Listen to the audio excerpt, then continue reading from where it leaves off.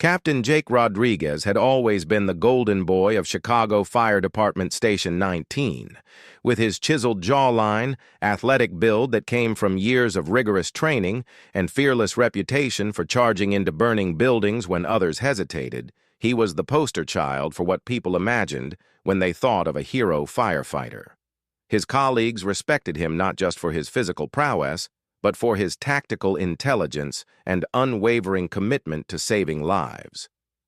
The media loved featuring him in their human interest stories, always eager to photograph his soot-covered face emerging from smoke-filled buildings with rescued victims in his arms. And women constantly threw themselves at him wherever he went, at charity events, grocery stores, even at the scene of emergencies where admirers would slip him their phone numbers despite the chaos around them. Jake thrived on competition and recognition in every aspect of his life. Whether it was breaking response time records that had stood for decades, leading the most successful rescues in the department's history, or winning the annual firefighter fitness competitions for 5 consecutive years, he needed to be the best at everything. His ego had been fed by years of praise and accolades from fellow firefighters, city officials, and grateful families whose lives he'd saved. This constant validation had made him believe he was untouchable, invincible, and deserving of whatever he wanted in life. His apartment walls were covered with commendations, newspaper clippings featuring his heroic deeds, and photographs from rescue operations where he was invariably the central figure. Jake had cultivated an image of himself as Chicago's premier firefighter, and he worked tirelessly to maintain that reputation. He gave speeches at schools about fire safety, appeared at charity events to raise money for burn victims, and even had a small social media following of people who admired his dedication to public service. But beneath all the accolades and public adoration, Jake had grown increasingly hollow. The constant pursuit of recognition had become exhausting, and he found himself taking bigger risks during rescues, not necessarily because they were required, but because dramatic saves generated more attention. His relationships with women had become shallow and predictable. They were attracted to his hero status, and he enjoyed the validation of being desired, but nothing ever lasted because there was no real substance beneath the surface. It was during the annual Chicago Fire Department Charity Gala that Jake's world would change forever. The event was held at the prestigious Palmer House Hotel, with hundreds of firefighters, paramedics, police officers, city officials, and wealthy donors mingling in the grand ballroom. The evening was designed to raise money for the families of fallen first responders, and Jake was in his element, dressed in his formal uniform with its array of medals and ribbons that spoke to his distinguished service record. He had just finished recounting his latest heroic rescue to a group of admirers, a dramatic story about saving 3 children from a 4th-floor apartment fire while the building's stairwell collapsed behind him, when his best friend and fellow firefighter, Mike Santos, approached him with a mischievous grin and a whiskey in each hand.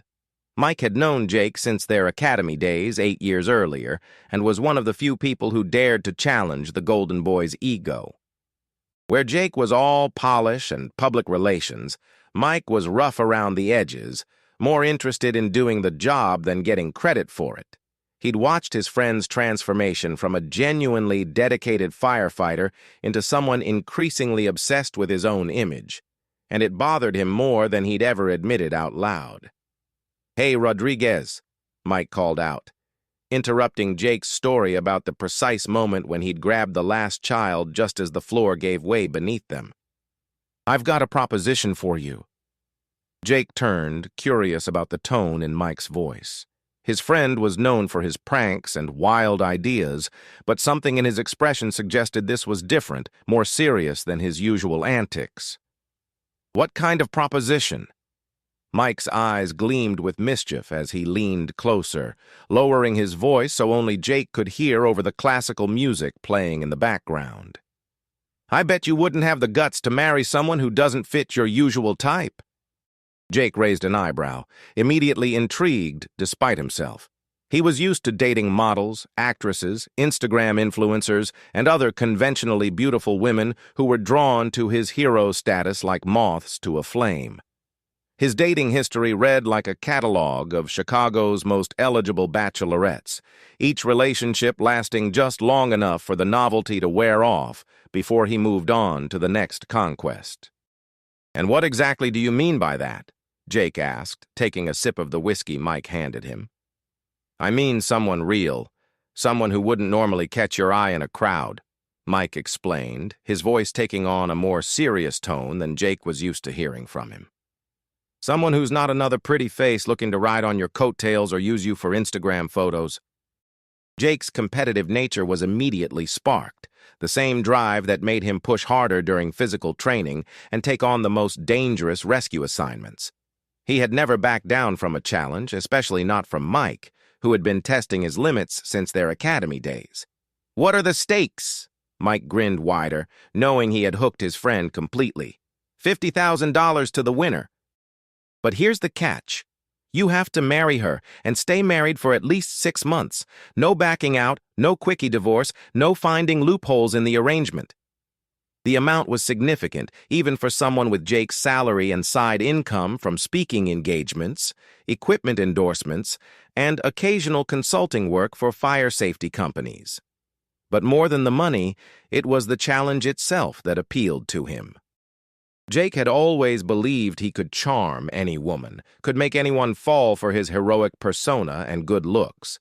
The idea that Mike thought there was someone out there immune to his considerable charms was almost insulting.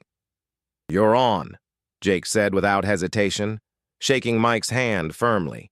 The grip was strong, sealing what both men knew was more than just a bet. It was a test of everything Jake believed about himself. "But I get to choose the woman." "Actually, I already have someone in mind," Mike replied, his expression becoming more thoughtful. "Her name is Sophia Chen. She's a trauma nurse at Chicago General. You know, the hospital where we take most of our victims." Jake nodded, familiar with the hospital that served as the primary destination for emergency cases from their district. He'd been there countless times delivering patients, rushing through corridors with stretchers, shouting medical information to doctors and nurses who worked to save the lives he'd pulled from burning buildings. But he couldn't recall anyone named Sophia, which wasn't surprising given that his focus during those visits was always on the patients rather than the medical staff. "What's she like?" Jake asked, genuinely curious about the woman Mike thought could resist his charms. "Smart as hell, tough as nails, doesn't take crap from anyone," Mike said, his expression becoming more serious as he thought about Sophia. "She's also not what you'd typically consider your type. She's bigger, not conventionally attractive by magazine standards. But she's real, Jake. More real than any of those Instagram models you usually date." Jake felt a flicker of uncertainty, but his pride wouldn't let him back down, especially not in front of Mike and with half the fire department potentially watching their conversation. "Fine, set up a meeting." What Jake didn't know was that Mike had his own reasons for making this bet, reasons that went beyond simple mischief or the desire to win money. He'd been watching his friend become more arrogant and shallow over the years, taking increasingly dangerous risks, not for the sake of saving lives, but for the sake of generating dramatic stories. Mike had witnessed Jake's relationships with women become more superficial and transactional, and he genuinely hoped that someone like Sophia might knock Jake down a peg or two, maybe even help him rediscover the genuine hero he'd once been. Mike had worked with Sophia during numerous emergency calls over the past 3 years, and he had immense respect for her skill, intelligence, and strength of character. She was the kind of person who stayed late to comfort families in the waiting room, who worked double shifts without complaint when the hospital was understaffed, who treated every patient with equal care regardless of their insurance status or social standing. If anyone could see through Jake's carefully constructed image to the man underneath, it would be Sophia. 3 days later, Jake found himself sitting in a small cafe near the hospital, nervously adjusting his civilian clothes and checking his reflection in the window. He'd chosen the meeting place carefully, somewhere casual and non-threatening, where he could size up his target and plan his approach without the pressure of a formal restaurant setting. The cafe was busy with medical professionals grabbing coffee between shifts, creating the perfect cover for what he hoped would be a successful reconnaissance mission. When Sophia walked in, Jake's first instinct was surprise, followed quickly by a reassessment of what he'd gotten himself into. She was indeed larger than the women he typically dated, with curvy hips and a full figure that filled out her scrubs in a way that was undeniably feminine, but completely different from the stick-thin models and actresses he was accustomed to. She had shoulder-length black hair pulled back in a practical ponytail, minimal makeup that emphasized rather than concealed her natural features, and an air of confident competence that immediately set her apart from his usual conquests. But what struck him most were her eyes, dark, intelligent, and carrying a depth that suggested she'd seen more than her share of life's hardships. There was something in her gaze that made Jake feel exposed, as if she could see through all his carefully practiced charm to whatever lay beneath. She approached his table without hesitation, her stride confident despite her size, moving with the purposeful efficiency of someone accustomed to navigating high-pressure situations. "You must be Jake Rodriguez," Sophia said, extending her hand for a firm handshake that surprised him with its strength. Her voice was clear and direct, without any of the breathless excitement he was used to hearing from women meeting him for the first time. "That's me," Jake replied, standing to pull out her chair in a gesture he'd perfected through years of practiced charm. "Thanks for agreeing to meet with me." Sophia sat down and studied him with those intelligent eyes, her expression curious but unimpressed. Jake realized with some discomfort that she was evaluating him rather than being dazzled by him, treating this meeting like a job interview rather than a date. "Let's cut to the chase, Jake," Sophia said, folding her hands on the table between them. "Mike told me about your little bet."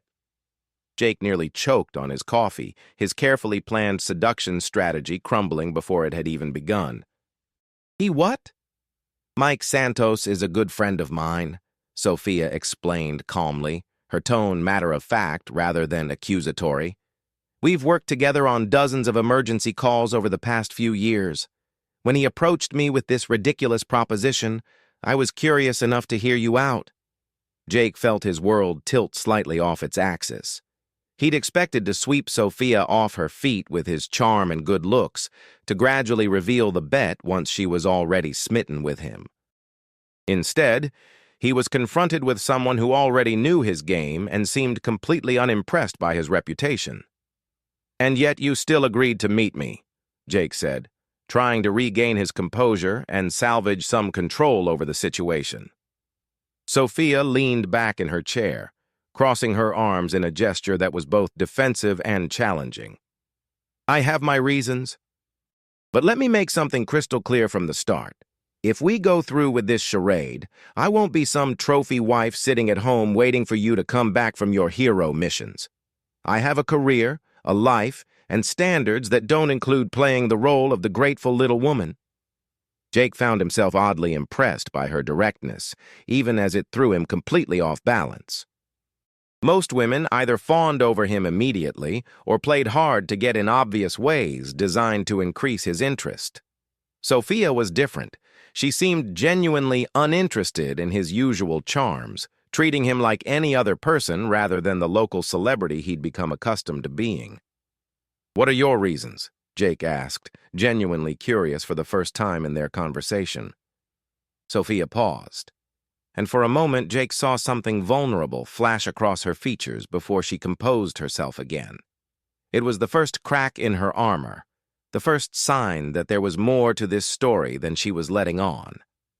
"Let's just say that 6 months of financial security would help me take care of some family obligations," Sophia said carefully. "And unlike you, I don't have any illusions about what this is. A business arrangement, nothing more." They spent the next hour discussing terms, and Jake was surprised by how thoroughly Sophia had thought through the logistics. She outlined expectations about living arrangements, public appearances, and boundaries with the precision of someone negotiating a contract rather than planning a marriage. She wanted separate bedrooms, the right to maintain her work schedule without interference, and complete autonomy over her personal relationships and activities. Jake found himself agreeing to conditions he'd never have accepted from anyone else, partly because her no-nonsense approach intrigued him, and partly because his pride demanded he see this challenge through to completion. "One more thing," Sophia said as they prepared to leave, gathering her purse and checking her phone for messages from the hospital. "I know your type, Jake Rodriguez. You're used to women who exist to make you feel good about yourself, who stroke your ego and tell you how wonderful you are. I'm not that woman. I won't pretend to be impressed by your hero complex, and I won't fake admiration just because we're married on paper." Jake smiled, the first genuine smile he'd given all afternoon. Her challenge stirred something in him that he hadn't felt in years, the thrill of facing something that might actually be difficult. "We'll see about that." The wedding took place 3 weeks later in a small ceremony at City Hall, a far cry from the elaborate celebration Jake had always imagined for himself. He'd wanted something more elaborate, partly for appearances and partly because his ego demanded a proper stage for what he saw as another victory. But Sophia had insisted on simplicity, arguing that a fake marriage deserved nothing more than the minimum legal requirements. Only Mike and a few close friends attended, along with Sophia's younger brother David, a shy college student studying pre-med who looked nervous about the whole arrangement. David was clearly protective of his sister, shooting suspicious glances at Jake throughout the brief ceremony. Also present was Sophia's best friend Maria, a fellow nurse who'd tried unsuccessfully to talk Sophia out of the arrangement. As they exchanged vows that felt more like contract negotiations than romantic promises, Jake couldn't help but study his new wife more closely. Sophia wore a simple navy blue dress that accentuated her curves without trying to hide her size, paired with modest heels and minimal jewelry. She looked beautiful in a way that had nothing to do with magazine standards, confident, composed, and completely unimpressed by the whole production. The officiant, a tired-looking clerk who'd performed dozens of similar ceremonies that day, rushed through the formalities with bureaucratic efficiency. When it came time for Jake to kiss his bride, Sophia offered her cheek rather than her lips, a small gesture that reminded both of them exactly what kind of arrangement this was. After the ceremony, Jake took Sophia to his penthouse apartment in downtown Chicago, eager to see her reaction to his impressive living space. The apartment was a monument to his success. Floor-to-ceiling windows overlooking Lake Michigan, expensive furniture chosen more for appearance than comfort, and walls covered with commendations, photos from rescue operations, and magazine covers featuring his heroic exploits. Sophia walked through the apartment with the same calm assessment she'd shown during their first meeting, taking in the luxury without any visible emotional response. She didn't gasp at the panoramic view or comment on the expensive artwork.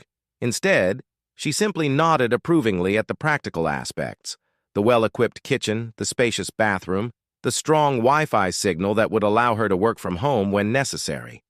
6 months, she said matter-of-factly, setting her single suitcase down in the guest room without ceremony. Not a day more. Jake had expected some kind of reaction to his impressive living space, some acknowledgement of the lifestyle he was offering her. But Sophia's indifference actually stung his ego more than outright criticism would have. He was used to people being awed by his achievements, and her casual dismissal of his material success left him feeling oddly diminished. Over the first few weeks of their arrangement, Jake tried every trick in his considerable playbook to win Sophia over.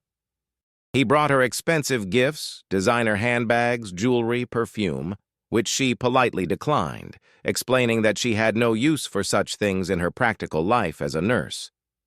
He took her to exclusive restaurants where he was recognized and fawned over by staff and other diners, but Sophia seemed more interested in the food than the ambiance, often engaging the servers in conversations about their backgrounds rather than basking in the reflected glory of being with Chicago's most famous firefighter.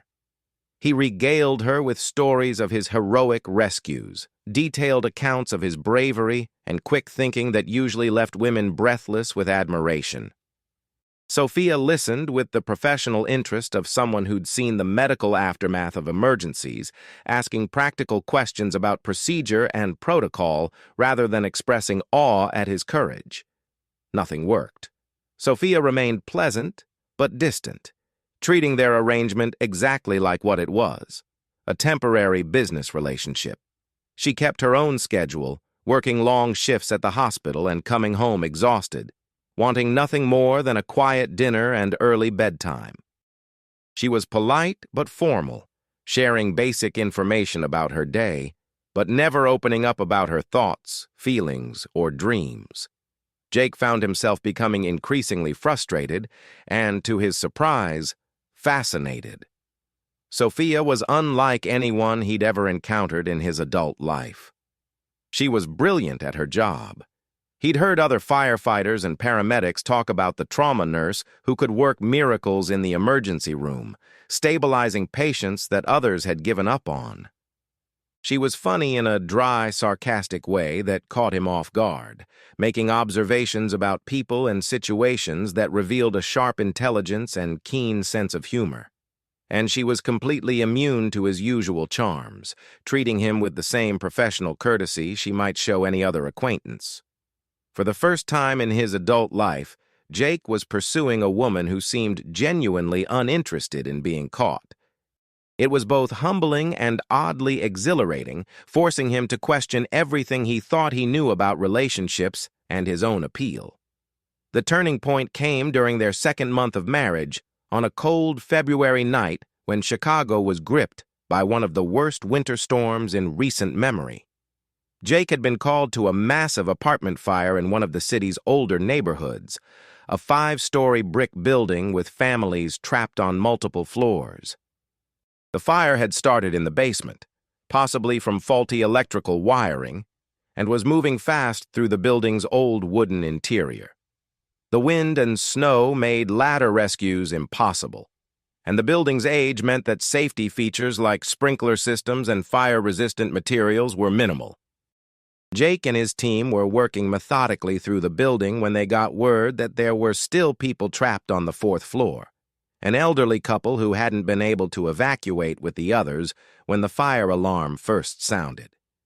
The stairs were compromised by both fire and structural damage, and the only access was through the building next door and across a narrow fire escape that connected the two structures.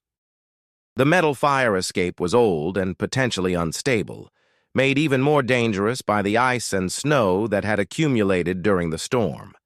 As Jake prepared to make the dangerous crossing, checking his equipment and coordinating with his team, he heard a commotion behind him. Sophia had arrived with the ambulance crew, ready to treat victims as they were brought down from the building. But when she saw the situation and understood the challenge facing the rescue team, she did something that stunned everyone present. "I'm going with you," she announced, checking the medical kit strapped to her back and adjusting the protective gear the firefighters had helped her put on. "Like hell you are," Jake replied immediately, his protective instincts kicking in despite their complicated relationship. "It's too dangerous." Sophia looked at him with those steady dark eyes, her expression calm but determined. "Those people up there are going to need immediate medical attention.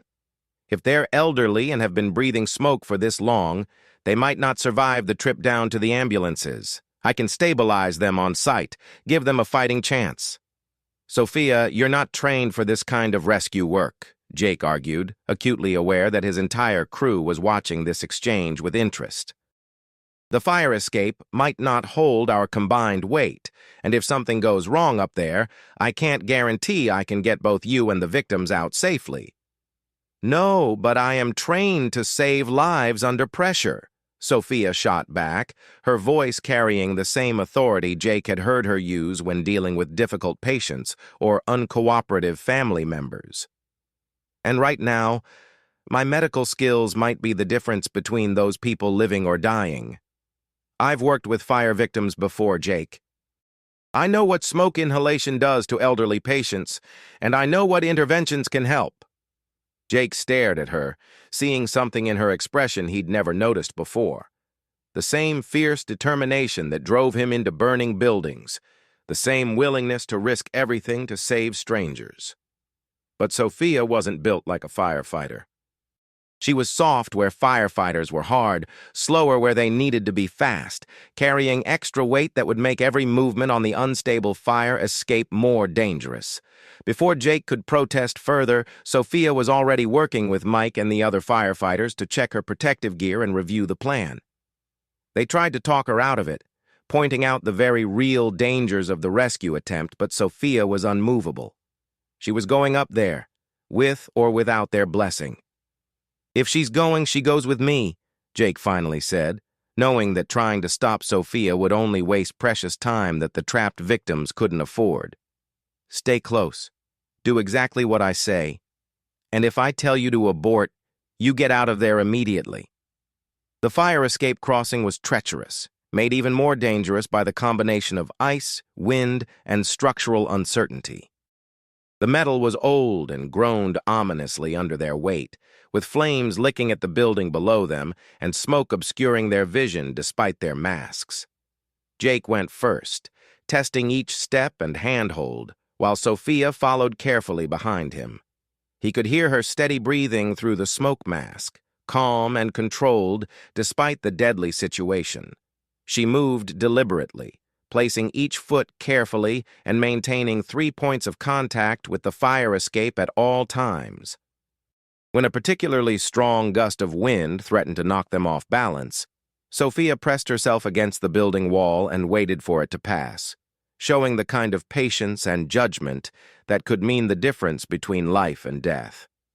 When they reached the 4th-floor window, they found the elderly couple, Harold and Margaret Chen, both in their 70s, barely conscious from smoke inhalation.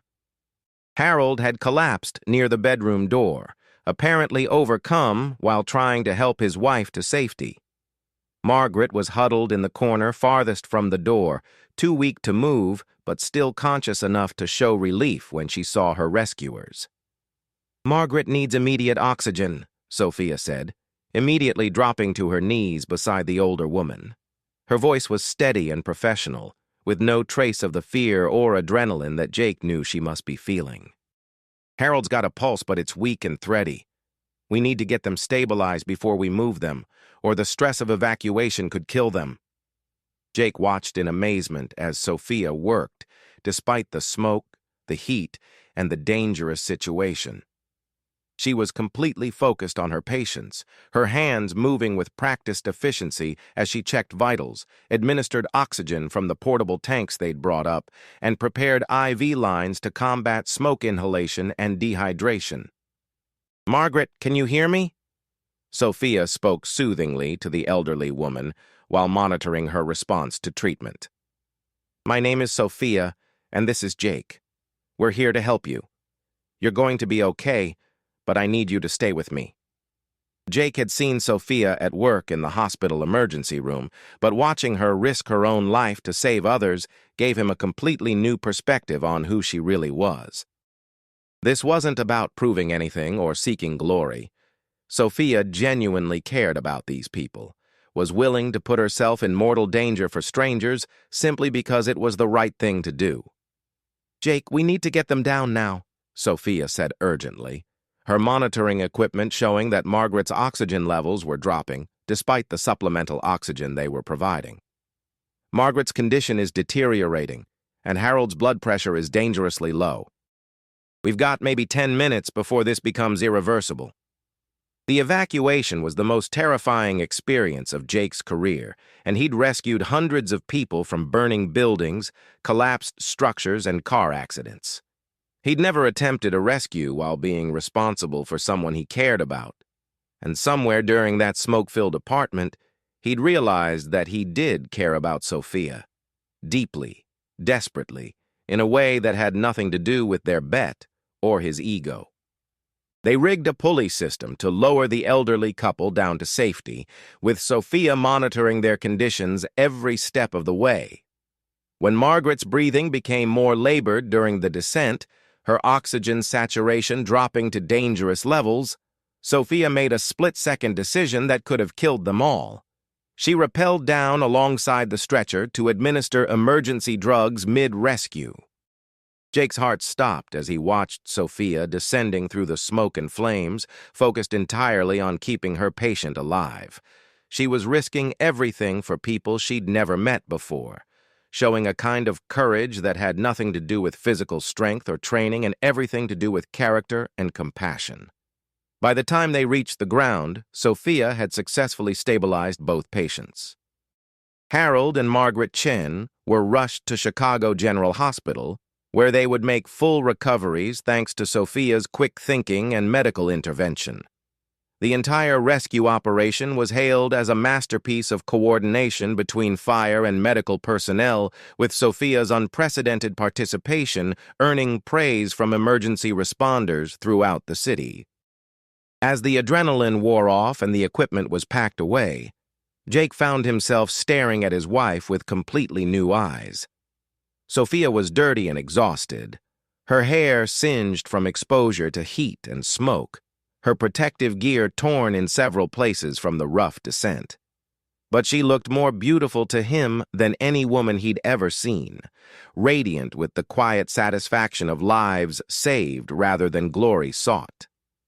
"That was incredible," Jake said, approaching Sophia as she finished giving her report to the paramedics and checking on the status of Harold and Margaret at the hospital. Sophia looked up at him, surprised by something new in his tone that she couldn't quite identify. "It was my job." "No," Jake said firmly, his voice carrying more conviction than Sophia had ever heard from him. "Your job is in the emergency room, treating patients who are brought to you. What you did up there was heroic."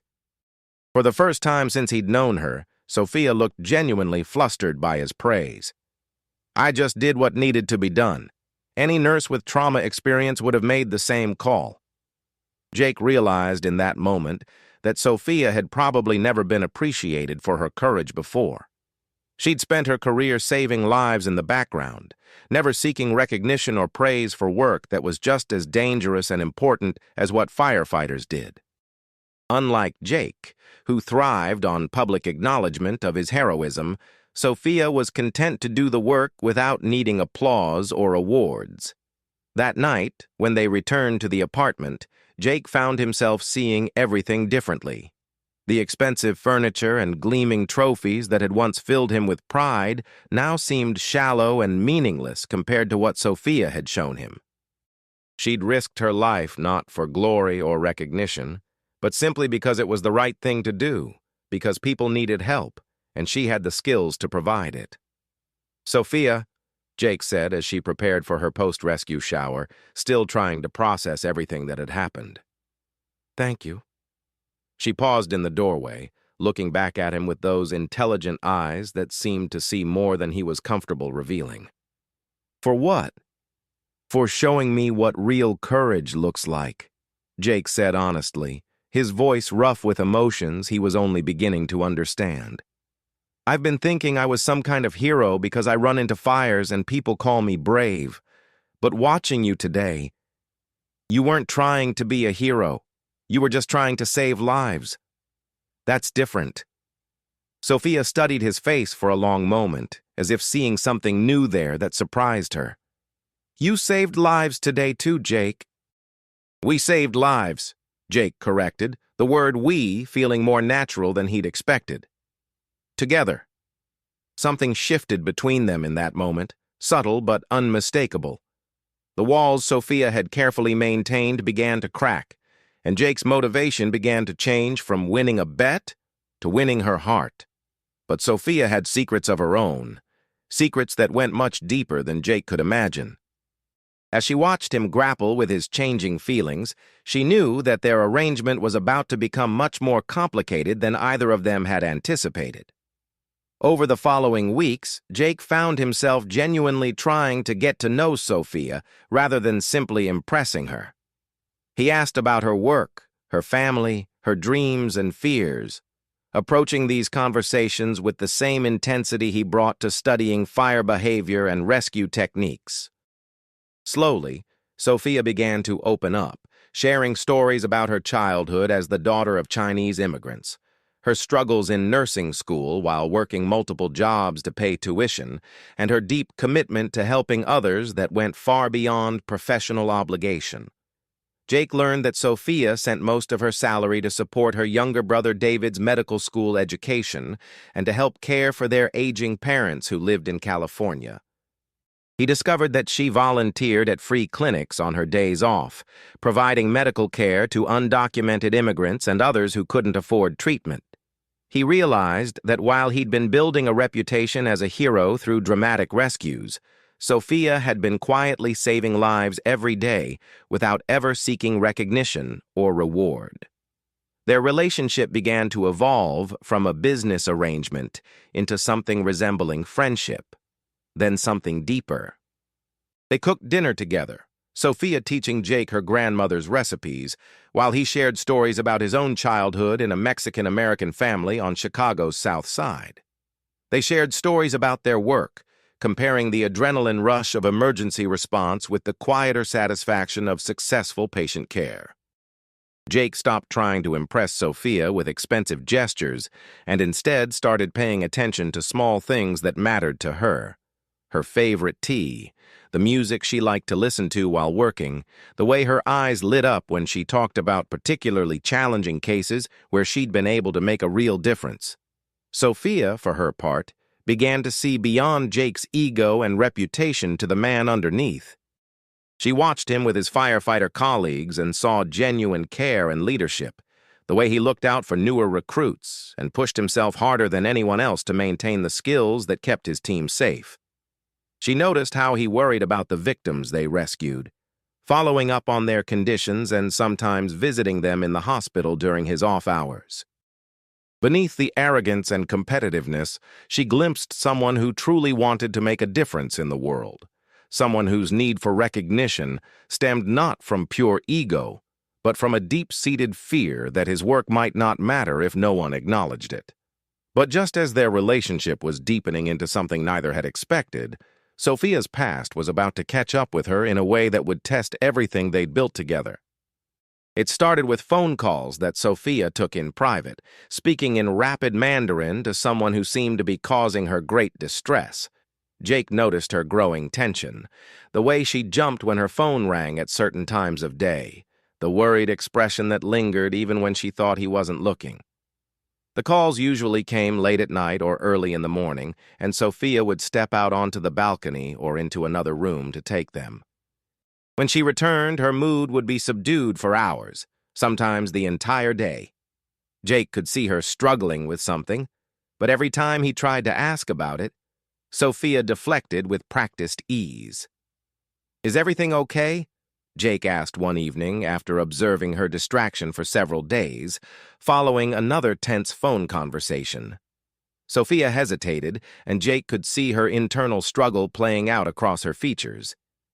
She wanted to tell him something, but fear or pride was holding her back. "It's family stuff. Nothing you need to worry about." But Jake was worried. He'd come to care about Sophia more than he'd ever intended, and seeing her upset triggered protective instincts he didn't fully understand. The woman who had seemed so strong and self-sufficient was clearly dealing with something that was wearing her down, and his inability to help was frustrating in a way he'd never experienced before. The truth came out 2 weeks later when Sophia collapsed during her shift at the hospital. Jake received the call from Mike, who'd been bringing a patient to the emergency room when Sophia suddenly fainted while treating a trauma victim. She'd been in the middle of inserting an IV line when she simply crumpled to the floor, sending the entire emergency room into chaos as her colleagues rushed to help her. Jake raced to the hospital, his heart pounding with a fear that was entirely different from anything he'd experienced during rescue operations. When facing burning buildings or dangerous rescues, he knew his training would see him through. But this was Sophia, and he felt completely helpless in the face of whatever was wrong with her. He found Sophia in one of the patient rooms, conscious but pale and clearly exhausted. She was trying to argue with the attending physician about getting back to work, insisting that she was fine and that the emergency room was too busy for her to be taking up a bed. "What happened?" Jake demanded, taking her hand without thinking about it, surprised by how cold her fingers felt. "I'm fine," Sophia said weakly, but even she didn't sound convinced by her own words. "Just tired." But Dr. Martinez, the attending physician who'd known Sophia for several years, pulled Jake aside with a more serious diagnosis. "She's severely malnourished and dehydrated. Her blood work shows she's been subsisting on minimal calories for weeks, maybe months. When's the last time you saw her eat a proper meal?" Jake realized with horror that he couldn't answer that question accurately. He'd been so focused on winning Sophia over, on proving that he was worthy of her attention, that he hadn't been paying attention to her basic needs. Looking back, he remembered Sophia picking at her food during their dinners together, claiming she wasn't hungry, eating only small portions before excusing herself from the table. "Sophia," Jake said, returning to her bedside with Dr. Martinez's words echoing in his mind. "Tell me what's really going on."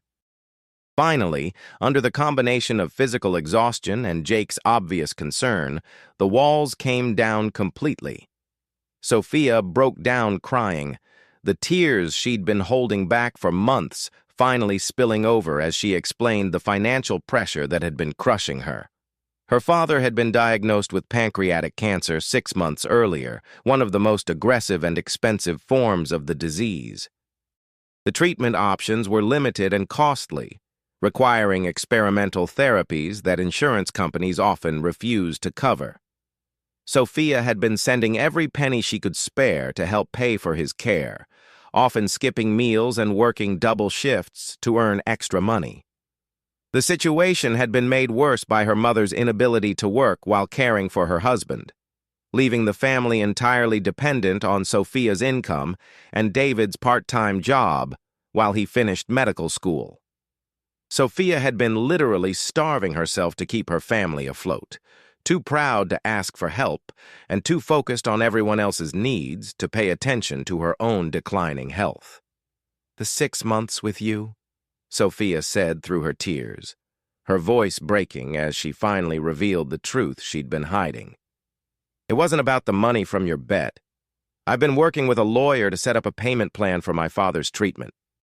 I needed the financial stability of not paying rent or groceries for 6 months so I could send everything to my family." Jake felt something break inside his chest, a physical pain that had nothing to do with any injury he'd ever sustained during rescue operations. While he'd been playing games and testing his ego, Sophia had been quietly sacrificing her own health to save her father's life. The woman he'd thought was immune to emotional manipulation had actually been desperate enough to enter into a fake marriage just to help her family survive a medical crisis. "Why didn't you tell me?" Jake asked, his voice rough with emotion and guilt. "Because it wasn't your problem," Sophia replied simply, wiping her eyes with the back of her hand. "This was a business arrangement, remember? You got your challenge, and I got 6 months of financial stability. That was the deal." But it wasn't a business arrangement anymore, at least not for Jake. Somewhere between their first meeting and this moment in the hospital room, he'd fallen completely in love with Sophia Chen, her strength, her compassion, her quiet heroism that put his public glory-seeking to shame. The realization hit him like a physical blow, making him understand for the first time what people meant when they talked about love being painful. "It is my problem," Jake said firmly, taking both of her hands in his. "You're my wife." "Not really," Sophia said with a weak smile that didn't reach her eyes. "Just on paper." Jake looked directly into her eyes, seeing all the exhaustion and worry she'd been carrying alone for months. "Not just on paper. Not anymore." The next few days were a whirlwind of activity that changed everything about their relationship. Jake used his connections and financial resources to get Sophia's father into one of Chicago's best cancer treatment centers, calling in favors from wealthy donors he'd met at charity events and leveraging his reputation to open doors that had been closed to the Chen family. He arranged for Sophia's parents to fly in from California so she could see them and be involved in her father's care decisions. He took time off work for the first time in years, using accumulated vacation days to make sure Sophia properly recovered from her exhaustion and malnutrition. But most importantly, Jake began to understand the difference between being a hero for recognition and being a hero because it was the right thing to do.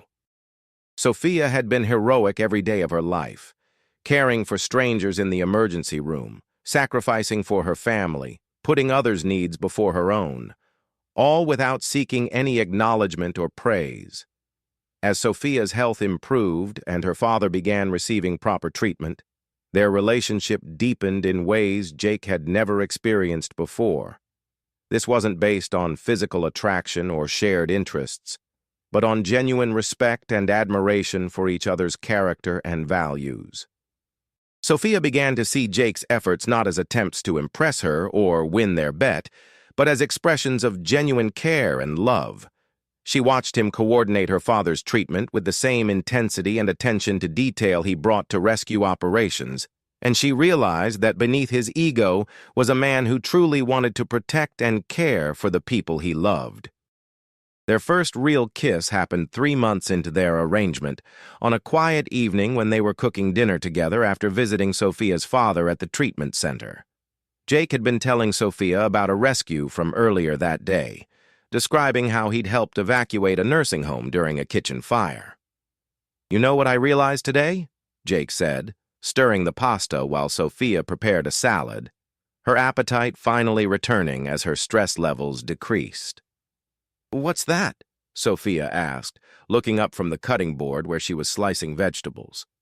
"When I was carrying that elderly woman out of the building, all I could think about was getting back to you," Jake said honestly, his voice carrying none of the bravado that usually characterized his rescue stories. "Not because of our arrangement or the bet or anything like that. Just because I wanted to come home to you." Sophia set down her knife, studying his face with those intelligent eyes that had seen through his facades from the beginning. "Jake, I know this wasn't supposed to be real," Jake continued, turning to face her completely, his expression more vulnerable than she'd ever seen it. "But it is real for me. You're real for me." Sophia felt her carefully constructed walls finally crumble completely. She'd been fighting her growing feelings for Jake, reminding herself that their relationship had an expiration date and that getting emotionally involved would only make the inevitable separation more painful. But watching him care for her family, seeing him genuinely try to become a better person, had awakened emotions she'd tried to suppress. "It's real for me too," Sophia whispered, and then Jake was kissing her, soft and gentle and full of months of suppressed longing. Their relationship transformed from that moment forward. They were no longer playing roles or maintaining pretenses. They were two people who'd found something unexpected and precious in each other, something worth fighting for despite the unconventional way it had begun. Jake learned to appreciate Sophia's quiet strength, her dry humor, and her unwavering moral compass that guided every decision she made. Sophia discovered Jake's vulnerability beneath his confidence, his genuine desire to help others that went beyond seeking recognition, and his capacity for deep loyalty and love that he'd never fully explored before. They faced challenges, of course. Jake's firefighter colleagues initially didn't know what to make of Sophia, who didn't fit their stereotypical idea of what a firefighter's wife should look like or how she should behave. Some were openly skeptical about the relationship, questioning whether it was real or just another publicity stunt for Jake's growing celebrity status. Some of the women Jake had dated before made snide comments about his new relationship when they encountered him at social events, suggesting that he was settling or going through some kind of crisis. The media, which had always been fascinated by Jake's love life and had featured him in several Chicago's Most Eligible Bachelors articles, had mixed reactions to his marriage to someone who didn't fit conventional beauty standards. But Jake found that he no longer cared about other people's opinions in the way he once had. Sophia's love and respect meant more to him than any external validation, and defending their relationship actually made him more confident in his feelings rather than less. He began to understand that real love wasn't about impressing other people or maintaining an image. It was about finding someone who saw you clearly and chose to love you anyway. Sophia, who had always been self-conscious about her appearance and had spent years feeling invisible in a world that valued thin, conventionally attractive women, began to see herself through Jake's eyes. He looked at her with genuine desire and admiration, appreciating her curves rather than trying to change them, celebrating her intelligence and strength rather than expecting her to diminish herself to make him feel better. Their 6-month anniversary approached, but neither of them wanted to discuss it. The arbitrary deadline that had once seemed so important now felt meaningless compared to what they'd built together. They'd created a life, a partnership, a love that had nothing to do with bets or contracts. It was Sophia who finally brought up the approaching deadline on a quiet Sunday morning as they read the newspaper together over coffee, a domestic routine that had become precious to both of them. "Our arrangement ends next week," Sophia said casually, not looking up from the health section she was reading, though Jake could see the tension in her shoulders. Jake felt his stomach drop, despite knowing this conversation was inevitable. "I know. Have you given any thought to what happens next?" Sophia asked, still maintaining her casual tone, even though her heart was racing with uncertainty and hope. Jake set down his sports section and reached across the table to take her hand, marveling at how natural the gesture had become. "I've given it a lot of thought." Sophia finally looked up, meeting his eyes with an expression that was both hopeful and guarded. "And? I want to start over," Jake said seriously, his voice carrying a conviction that surprised even him. "Not as part of a bet or an arrangement, but as a real couple. I want to court you properly, the way you deserve. I want to prove to you that this isn't about winning anything anymore. It's about loving you." Sophia felt tears prick her eyes, overwhelmed by the sincerity in his voice and the love she could see in his expression. "Jake." "Marry me," Jake said suddenly, the words tumbling out before he could second-guess himself. "I mean, marry me for real this time. Not because Mike dared me to, not because you need financial help, but because I can't imagine my life without you in it." Sophia laughed through her tears, a sound that was pure joy mixed with relief. "We're already married, you idiot!" "Then let's renew our vows," Jake said, grinning at her response but serious about his proposal. "Have a real wedding, with your family and my family and everyone we care about. Let's make this official in every way that matters." Sophia squeezed his hand, her heart full to bursting with happiness she'd never thought she'd experience. "Yes." Their second wedding took place 6 months later, in a beautiful ceremony that was everything their first wedding hadn't been. Sophia's parents, her father now in remission thanks to his treatment and looking healthier than he had in over a year, walked her down the aisle together.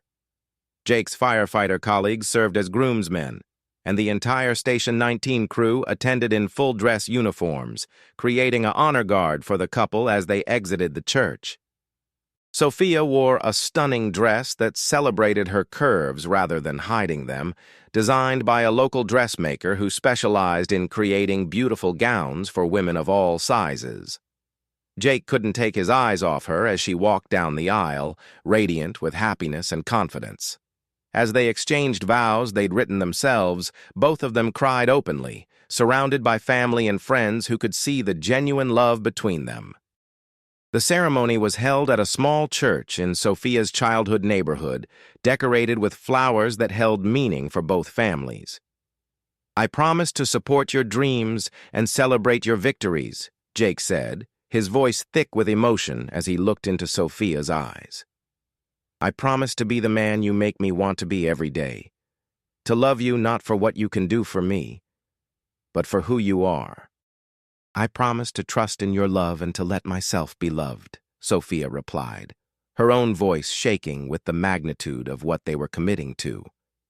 "I promise to stand by your side as we face whatever challenges come our way, and to never let pride keep us from being honest with each other."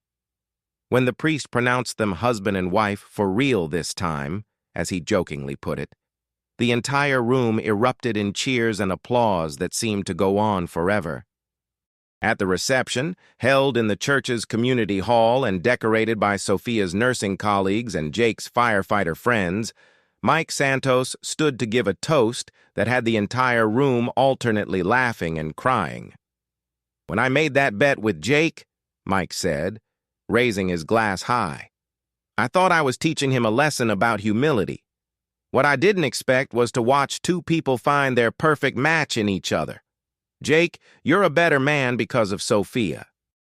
And Sophia, you've shown all of us what real courage looks like, not just in emergency situations, but in everyday life."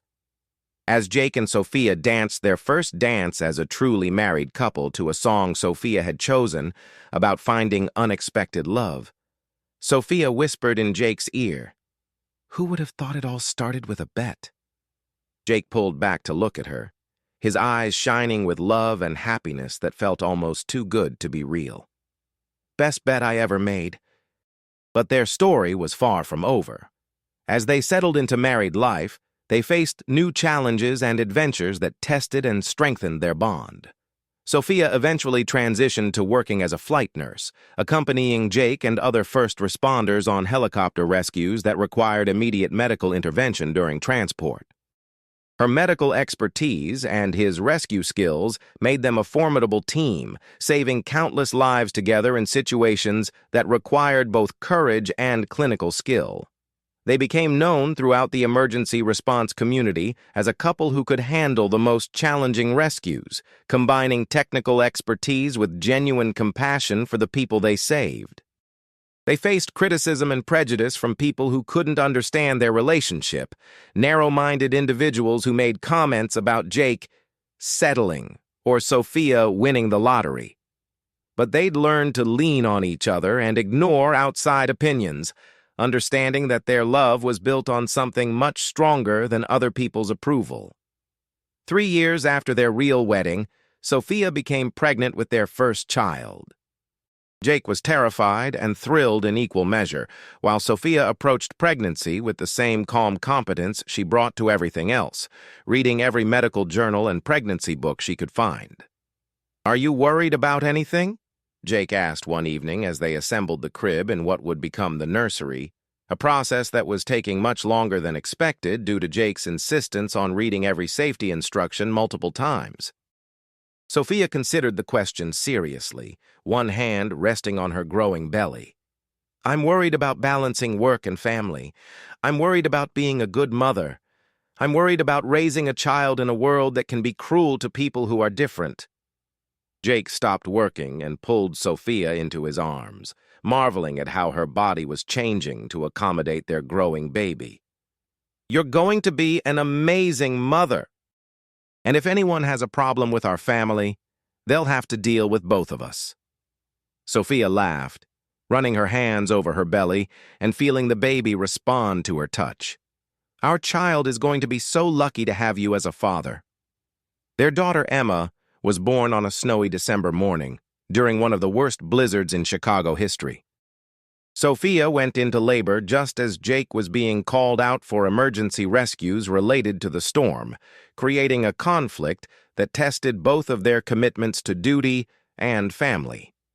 In the end, Jake's fellow firefighters covered for him so he could be present for Emma's birth, understanding that some things were more important than even emergency response duties.